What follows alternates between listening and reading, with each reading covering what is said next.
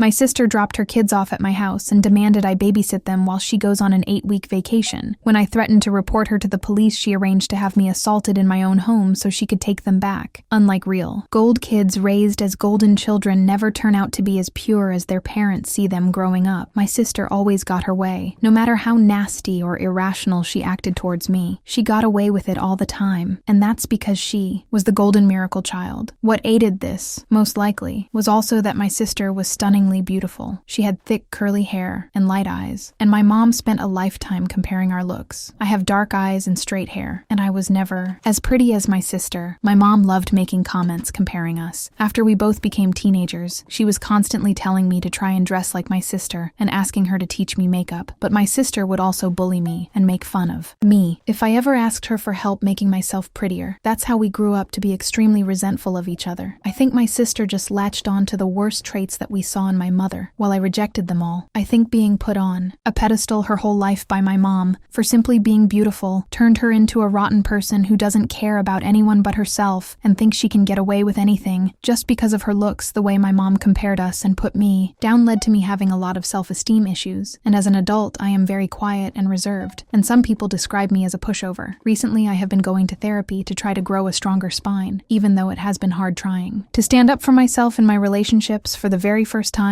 I feel like the way my family treated me really screwed me up as an adult, and it's hard for me to maintain any healthy friendships or romantic relationships. My sister even slept with my boyfriend in high school in senior year, and for no real reason. She never liked him and told me many times she thought he was ugly. My parents told me to let bygones be bygones when they found out what had happened. My sister wasn't even given out to, and that was a moment where I truly realized just how much they preferred her over me. The way that my dad just stood by and watched my mom emotionally get under my skin for my entire life made me feel like no man would ever stand up for me or see worth in me, and it's very hard for me to trust and connect when dating. But my entire life hasn't been completely awful because of my mom and sister, because the one upside of being the ugly sister growing up meant that I had zero social life and spent all my time studying. I ended up graduating high school with a 4.0 and landed myself a full ride at my #1 choice for university, which was great because my mom told me the night before I started high school that she was paying for my sister's college since she was the eldest, but I would have to go to community and pay my way through it on my own. I remember sobbing and asking her why she didn't love me like she loved my sister, and she insisted that she did, but my sister deserved it more since she was her firstborn the day I had landed my scholarship. I spent the entire day so excited to tell my parents about it. I guess part of me was kind of happy to have something that my sister didn't. My sister had spent all her